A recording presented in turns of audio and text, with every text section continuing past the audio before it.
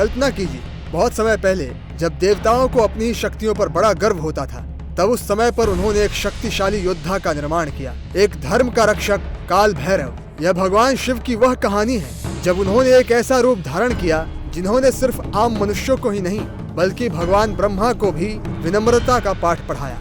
और उस समय भगवान ब्रह्मा को काशी का आधिपत्य सौंपा गया था, और इससे भगवान ब्रह्मा के अंदर एक ऐसे अहंकार ने जन्म लिया जिससे उन्हें यह लगने लगा कि उन्होंने ये पृथ्वी, इंसान और ना जाने क्या क्या बनाया है। उन्हें लगा कि वही सब कुछ है, और वो इस सारे ब्रह्मांड का असल मूल्य ही भूल गए। जहाँ भगवानों को धर्म की रक्षा करनी चाहिए थी, वहाँ उन्होंने उसका दुरुपयोग करना शुरू किया। उनके अहंकार ने उन्हें यह विश्वास दिलाया कि वो भगवान शिव से भी बहुत ऊपर उठ चुके हैं। और एक दिन सभी देवताओं की मौजूदगी में ब्रह्मा जी ने भगवान शिव का निरादर किया और उन्हें यह कहा कि उनका इस ब्रह्मांड में कोई महत्व ही नहीं है।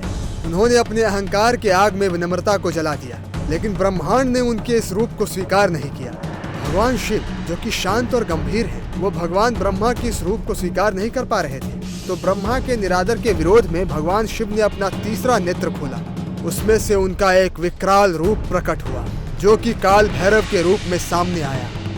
यह भगवान शिव का ही एक रौद्र रूप था, जिसका शरीर कोयले की तरह काला और आंख आग की तरह चमकता था, और उसके हाथ में एक ऐसा त्रिशूल था जो कि काल चक्र को भी मोड़ सकता था।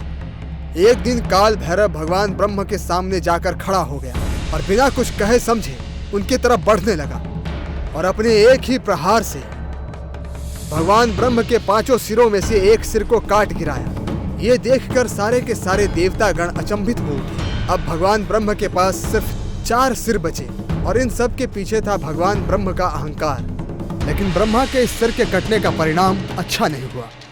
यदि कोई भी देवता ब्रह्म देवता को आघात करते हैं तो उन्हें ब्रह्म हत्या का दोषी ठहराया जाएगा, जो कि एक ऊंचे स्तर का पाप है। और काल भैरव का अभिशाप ये था, चाहे वो कहीं भी चला जाए, उसके पीछे पीछे ब्रह्मदेव का सिर उसके साथ ही जाएगा। यह अभिशाप उसके साथ हमेशा रहेगा जब तक कि उसे इससे मुक्ति नहीं मिल जाती और वो अपने आप को शुद्ध नहीं कर लेते। ब्रह्मदेव के सिर को लेकर काल भैरव हर जगह फिरने लगे। उन्होंने इसी के साथ ही पूरे स्वर्ग में भ्रमण किया और पूरे नर्क में भी भ्रमण किया, यहाँ तक कि पाताल लोक में भी।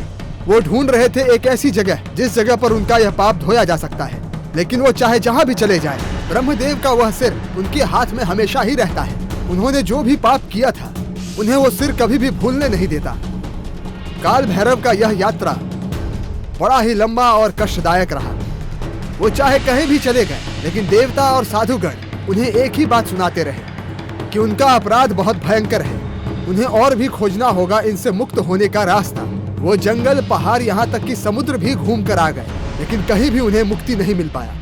आखिर अंत में वो पहुंचे इस पृथ्वी के सबसे पवित्र स्थान काशी नगरी में, जहाँ पर आधिपत्य था स्वयं भगवान शिव का।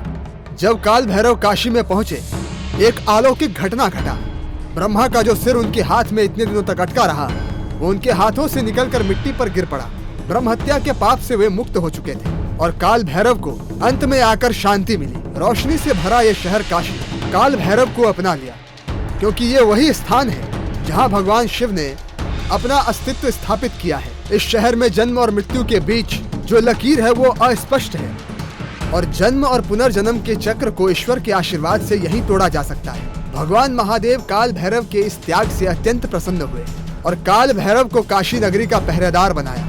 तब से और उसी समय से काल भैरव काशी नगरी के रक्षक माने जाते हैं। ऐसा कहा भी जाता है कि कोई भी काल भैरव की अनुमति के बिना काशी में आना और जाना नहीं कर सकता। यहाँ तक कि काल भैरव यह ध्यान रखते हैं कि काशी नगरी में धर्म बचा रहे और आत्मा मुक्ति की ओर अग्रसर हो सके। काल भैरव को लोग सिर्फ शिव के प्रचंड रूप ही नहीं, बल्कि एक रक्षक के रूप में भी स्वीकार कर लिया।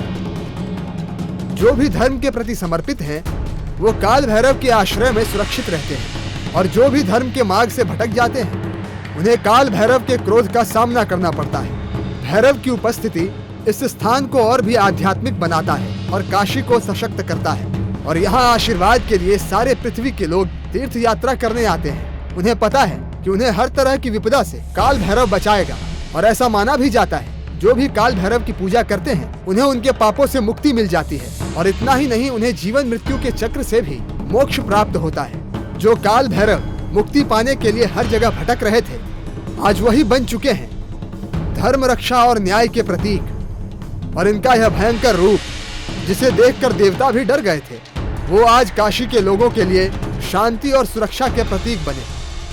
काल भैरव की यह कहानी हमें याद दिलाता है ब्रह्मांड के महासंतुलन की कथा, जहाँ पर सर्वश्रेष्ठ होने के बाद भी विनम्र रहना पड़ता है। काल भैरव के माध्यम से भगवान शिव यह बताना चाहते हैं कि इस पूरे ब्रह्मांड में अहंकार की कोई जगह नहीं है, बल्कि देवताओं को भी धर्म का पालन करना पड़ता है। तो इसके बाद जब भी आप काशी के बारे में सोचेंगे, तब आपको उनके रक्षक के बारे में भी सोचना चाहिए, जिन्होंने धर्म के रास्ते पर चलने वाले सभी के लिए एक रास्ता दिखाया है। अगर यह वीडियो आपको अच्छा लगा हो तो इसे जल्द से जल्द लाइक और शेयर कर दें, और हिंदू पुराण से जुड़ी इस तरह की और भी कहानियों के लिए हमारे चैनल को सब्सक्राइब करना ना भूलें।